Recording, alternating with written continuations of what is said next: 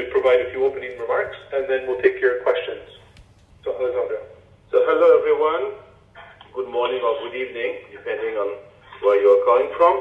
Thank you for joining us. Today we have two reports we are releasing today. One on the 20-year forecast for passenger growth, and the other is a report on the potential impact of Brexit on airlines in a no-deal scenario. You have seen these reports in advance, but just before I take your question, I would like to make a few high-level comments. On the 20-year forecast, you know that aviation is a growing industry. Passenger demand for the year-to-date is growing at 6.8%, and in August we hit an all-time record load factor of 85.3%. The strong demand for air transport is good news, although the connection between strong demand and profitability is not always assured in this business. And often, our ability to meet the needs of consumers and businesses is limited by the failure of governments to provide the infrastructure capacity required. The IATA 20-year passenger forecast shows that the pressure on infrastructure to meet the demand for connectivity is not likely to end soon.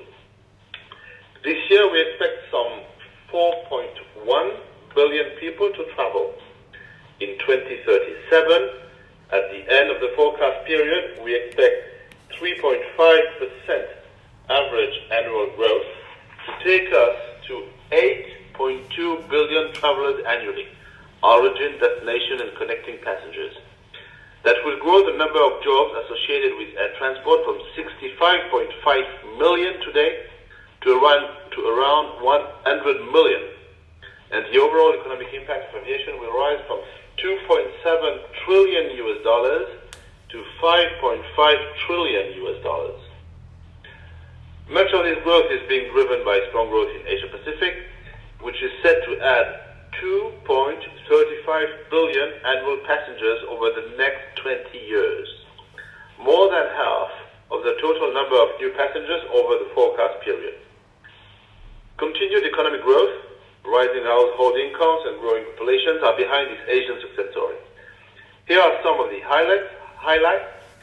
First, China will be the world's largest aviation market by 2025, and by 2037, it will have to accommodate 1.6 billion travelers, 1 billion more than today.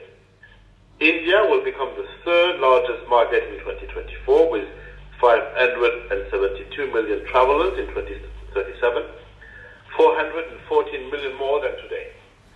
And Indonesia will become the fourth largest market in 2030 with 411 million travelers, some 282 million more than today. And we should not count out the developed markets. North America will add 527 million more passengers over the next 2 decades. And over the same period, Europe will add 611 million passengers. But we must add a health warning to these predictions. Our numbers are based on a constant policy scenario, but there is much uncertainty in the future direction of global politics, which will have an impact on aviation demand. The forces of economic protectionism are casting a shadow over world trade. And if the world proceeds on this reverse globalization, as we have named it, passengers' numbers will still grow, but more slowly, perhaps only by 2.4% annually instead of 3.5%. The future is brighter, however, if globalization wins the day and if we see continuous liberalization and the opening of borders to people and trade. In that case, we see the potential of 5.5% average annual growth, so instead of 3.5% in our reference scenario. So my first point is to remind you that aviation is a business of freedom. It's a vector for globalization that has lifted 1 billion people from poverty since 1990. So I will confidently reiterate the call for borders that are open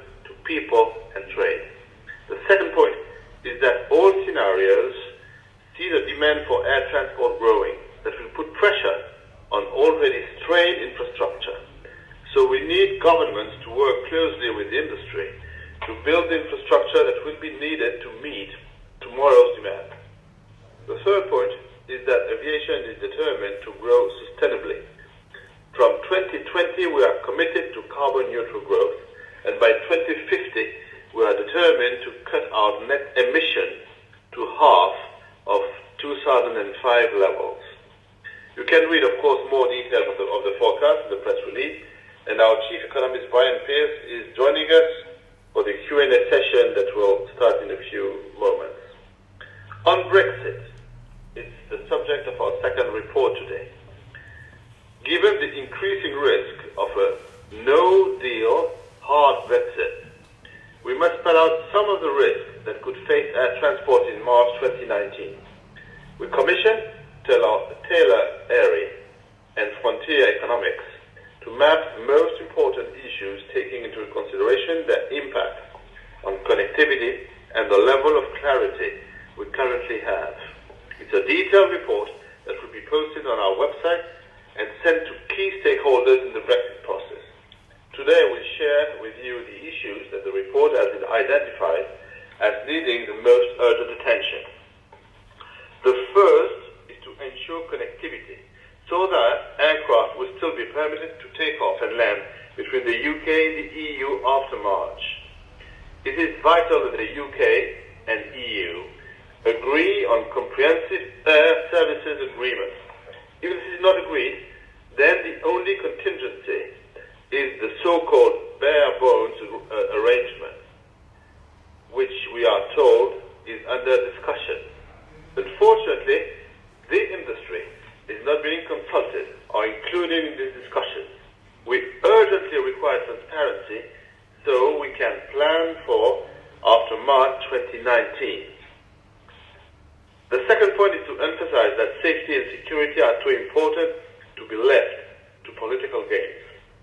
It's obvious that the UK needs to be a third country member of IATA, and we need to ensure that the mutual recognition of safety standards, licenses, materials, etc. are agreed as soon as possible.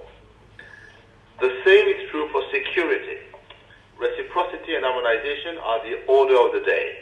No one doubts that both the EU and UK will maintain the highest security standards post-Brexit. So it would remove a level of uncertainty to confirm as soon as possible that these standards will be recognized by all parties. Finally, post-Brexit border management must be well thought through in advance, and resources needed to be allocated accordingly so that passengers can travel efficiently and supply chains are not interrupted. For passengers, some sort of third line seems to be the most sensible solution, but that requires the UK to invest in new people and infrastructure at airports. It may seem a short list, but each entails a huge amount of work. A transition period of 2 years would be a challenging time frame to sort it out. But the UK leaves the EU with a hard Brexit in March 2019, then it's hard to see how all this work can be achieved. The inevitable consequence will be chaos. These warnings are not, of course, influenced by any political view. It is not for us to comment on the merits of a hard or soft Brexit for the UK and EU. Our interest is in ensuring safe, efficient and reliable air connectivity, and the report is a straightforward, factual account of what needs to be done to achieve that. So thank you for your attention, and now we will be happy to take your questions and answer them with Brian Pierce, our Chief Economist, and Paul Steele, who is in charge of advocacy and has ordered the report on Brexit. Thank you, everyone, and we are expecting your questions. Great. Thank you very much, Alexandre. Tara, do you want to remind people how to register a question? Thank you, ladies and gentlemen. To register for a question, please press the 1 followed by the 4 on your telephone. And our first question comes from the line of Leonard Burberry. Please proceed. Hello. Hello to everybody. So I have a couple of questions. The first question is considering the wave of the bankruptcies we had recently in the European market. Do you see more bankruptcies in the airline industry in Europe, or especially Europe, coming in the next weeks or months? And if may have an update about Alitalia. Thanks. The fact is that the sector is facing, let's say, more adverse economic environment, particularly linked first to the increase in oil price, and second, for some regions, by the evolution of the national currency compared with the US dollars.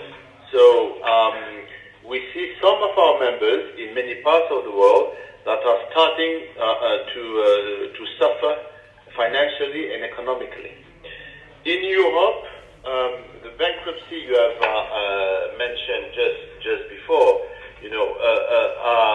have happened before the increase in oil price, and they were mainly, originated by airlines that were already, I would say, in significant trouble for years. So there is no, at this stage, direct link between the economic environment and the bankruptcies that have happened in Europe in the past 2 years. Regarding Alitalia, we are not at all in the Alitalia deal or potential deal. What we understand is that the Italian government want Alitalia to continue its operations, and that they are ready to take a stake. But and thirdly, that there are some offers that have been put on the table, but none of them apparently have been selected. But that's our level of information on Alitalia, which is a private deal, and in which IATA is not part of. Okay. Thank you, Alexandre. Also, can I remind people to please identify your publication when you make your question? That would be very helpful. Tara, the next question. Thank you. And the next question comes from the line of Alison Lambert. Please proceed. Yes. Can you tell Alison Lambert with Reuters? Can you tell us what impact falls in emerging market currencies are having on the airline industry? In many markets, in all markets, by the way, the costs are labeled in US dollars, and the revenues are labeled in various currencies, including the local currency of the state in which the company is registered. So, to give you one example, in India, we see a strong economic pressure on the P&L of all Indian airlines, as the Indian industry say nobody is making money currently in India, even the most successful airlines. It is due to the pressure on oil price, and secondly, the fact that the rupee has depreciated significantly against US dollars and against some of the other currencies, and so the revenues have been depreciated as well, whereas the costs were remaining at a high level, even higher, due to the oil price. So we see in this part of the world, for India, for instance, some difficult moment in front of us, but it's not the only part. Great, thank you, Alexandre. The next question. Thank you. And our next question comes from the line of Saim Said. Please proceed. Hi, this is Saim Said from Politico. I had a question about the bare bones agreement that is to be in place in case of a no deal. I was wondering what you know about that bare bones agreement, and why do you say you're being left out? But as I told you, we have been left out, so I don't know much about what is currently negotiated. And I think that if it's a kind of emergency agreement to solve a no-deal Brexit without any preventive measures to solve the problems we have listed, we should be associated, the industry should be associated, because at the end of the day, on the 1st of April, it will be us, the airline, who will have to manage, thousands of millions of passengers, potentially grounded in airports, unable to take a flight, asking us to be rebooked or to be rerouted. So if we could have in advance, the elements of this agreement to be able to plan what is going to happen on the 1st of April 2019, that would be more than useful. And it would be difficult to explain to European passengers that nothing has been prepared in advance. Frankly, I see that as non-professional. Okay, thank you very much. We'll take the next question. Thank you. And our next question comes from the line of Jasper Jolly. Please proceed. Hello, Jasper Jolly from The Guardian here. Can I ask about, you highlight UK, Spain, the impact, 5% of current weekly flights. Is Spain the worst hit country, or that pair the worst hit? And also, would this lead to bankruptcies among carriers, if it is the worst case scenario? It's a bit early. It's a bit early at this stage to say if it will lead to bankruptcy. Even in the worst case scenario, it's too early. The point with Spain is, as you know, Spain is the fourth largest passenger market, just after the UK. So it's not surprising that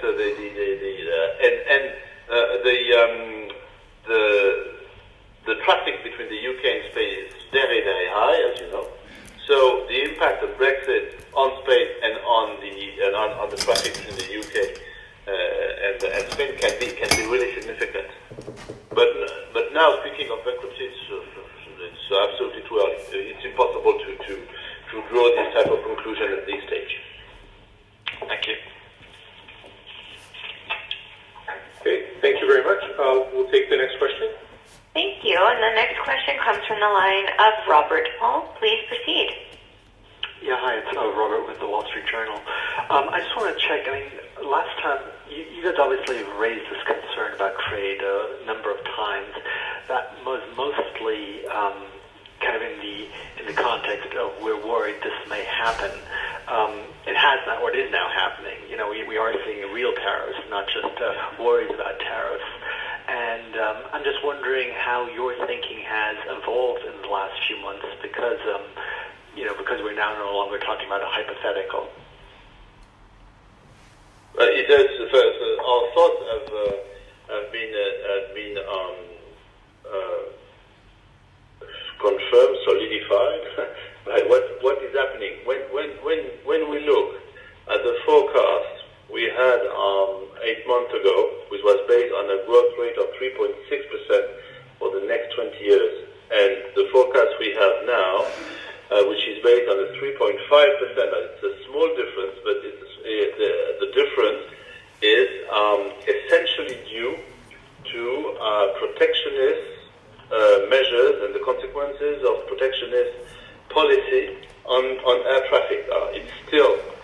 It is still small, 0.1%, but you must know that 0.1% on 20 years means 60 million passengers less in 20 years than the reference scenario.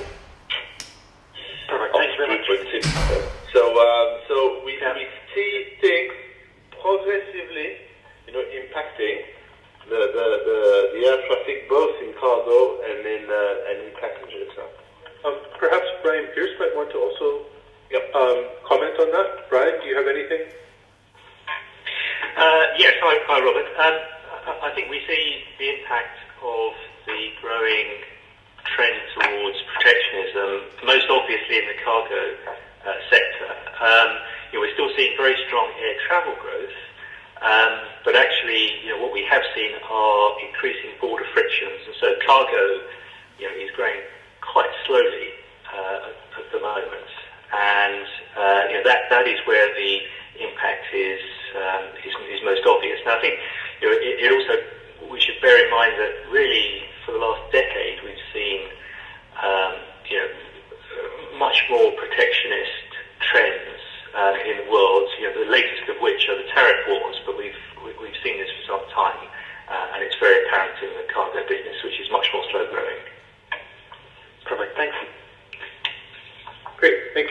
Tara, we'll take the next question. Thank you. And our next question comes from the line of Itaker De Jong. Please proceed. Yes, hello. This is Itaker De Jong speaking, the Daily Telegraph, the Netherlands. I have a question on the Brexit thing. You are predicting some chaos after the 1st of April, but I was wondering, there is no free movement of people to the UK already, so what is your concern on which chaos? First of all, we predict chaos if nothing is done. So if we are not associated with the Barebone Agreement, and if that would be even better if there is no transition phase or intermediate agreement found in the coming weeks, which is still possible. It's still possible. First of all, but if there is nothing, there will be chaos because it will be difficult for airlines to know if they can take off and land in the UK from Europe, not only from Europe, by the way, but basically from Europe. It will be difficult,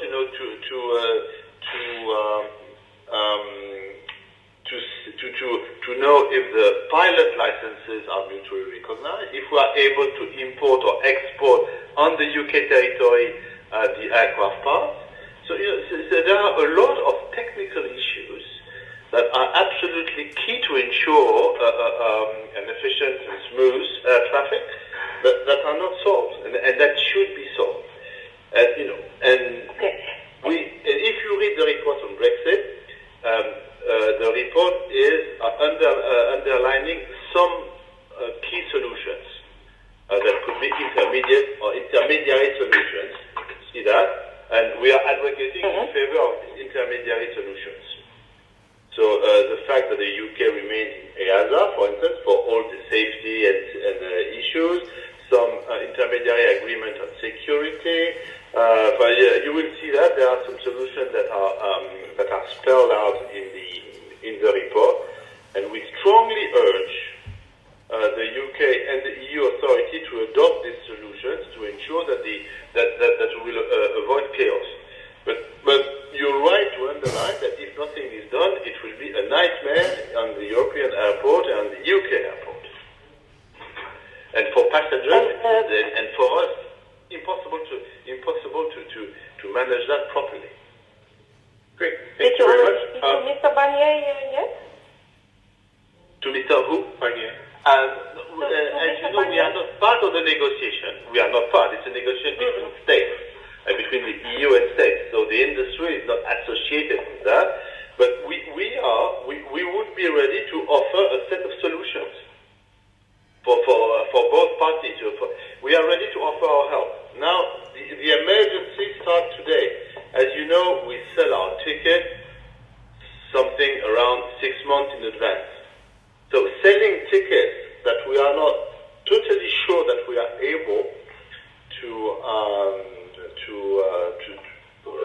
fulfill is starts to be slightly worrisome for us. And I try to be polite. Great. Thank you very much. We'll take the next question. Thank you. The next question comes from the line of Eduardo Jimenez. Please proceed.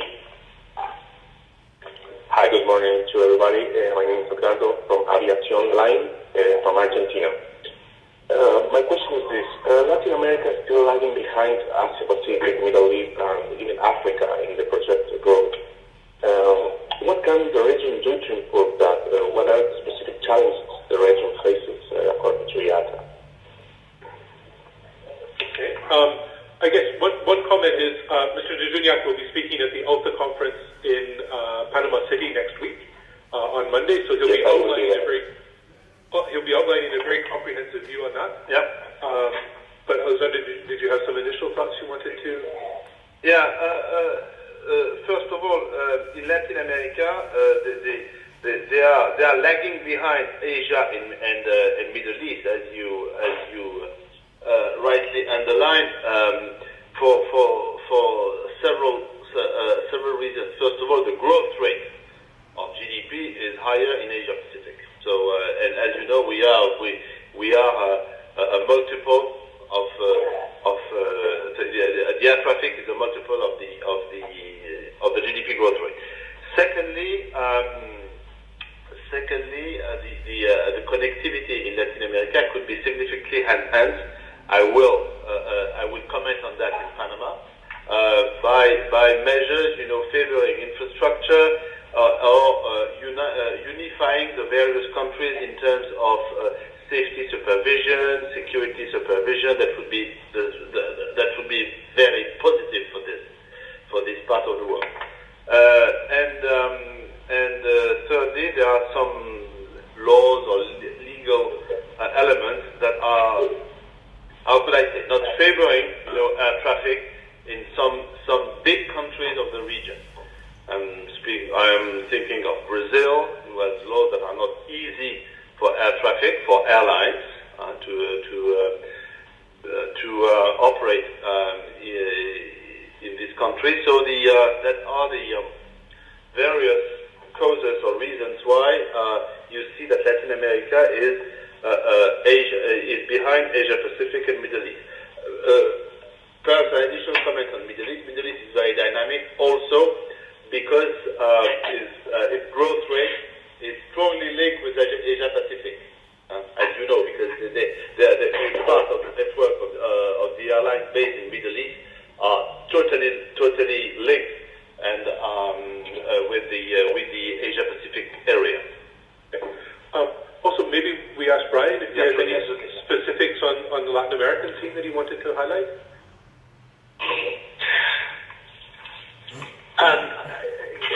As Alexandre said, I think Latin America is being held back at the moment by the macroeconomic situation. Obviously, two big economies in the region aren't reaching their potential at the moment.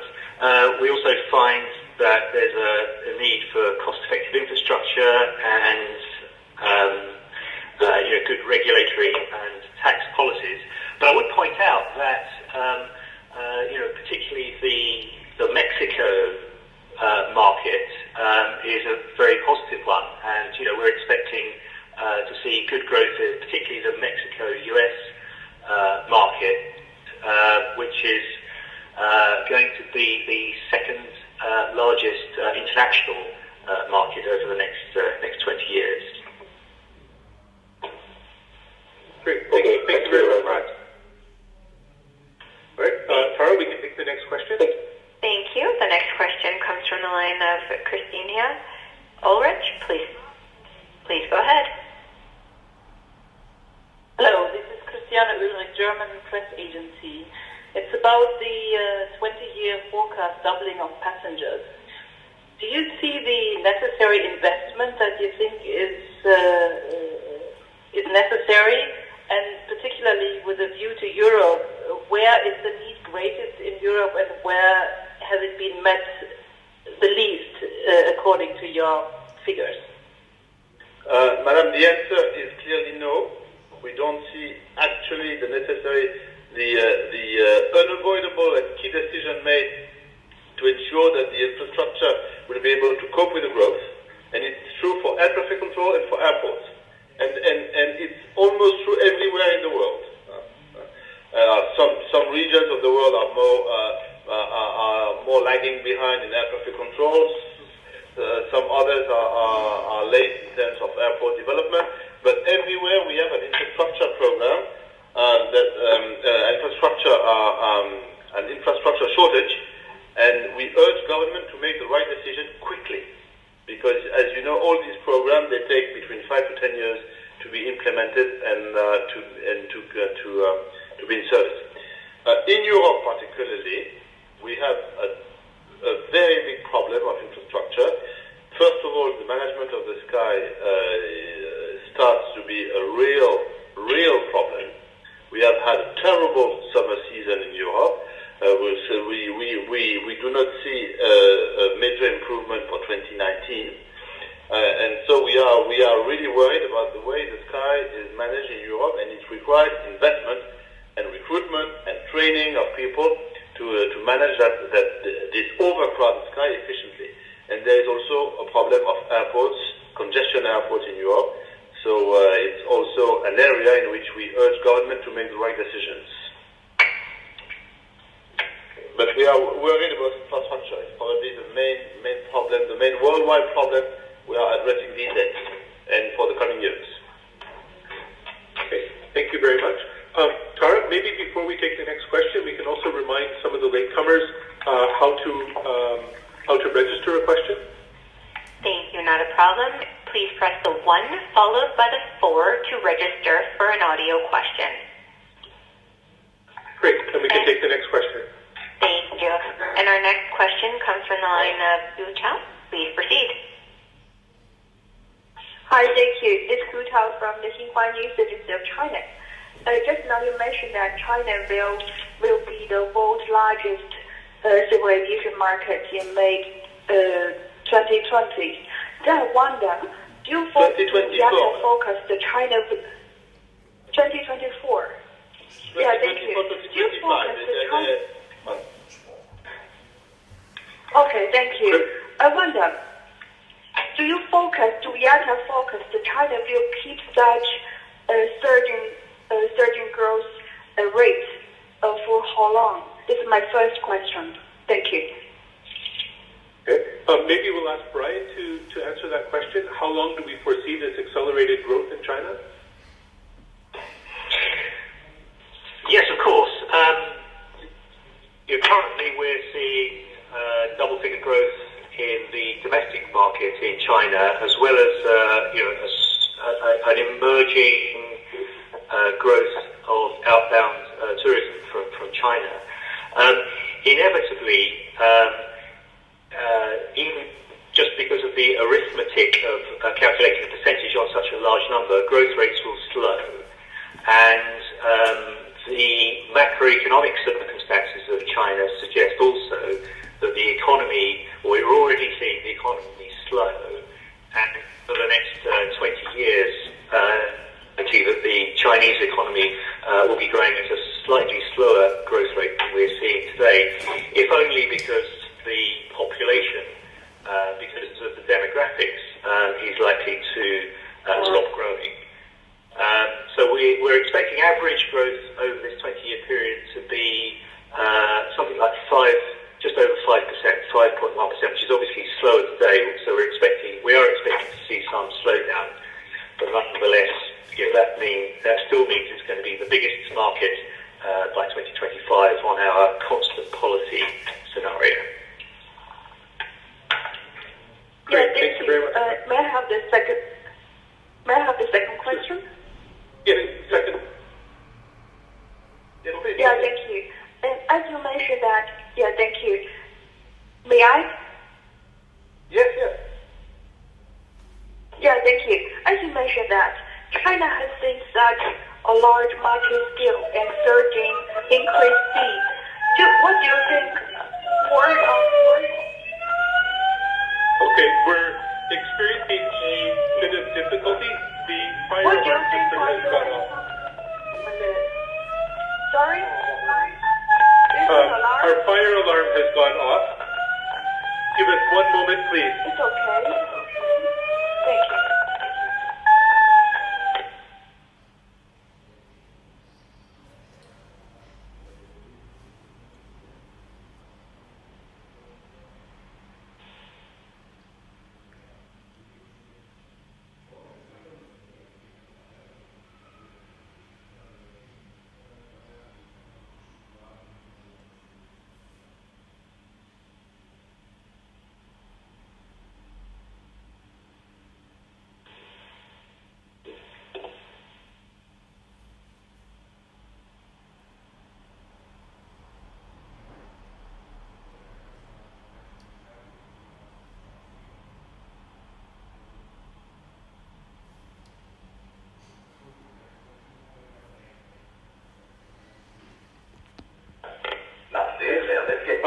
Hello, ladies and gentlemen.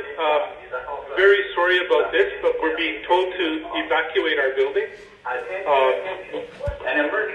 We will need to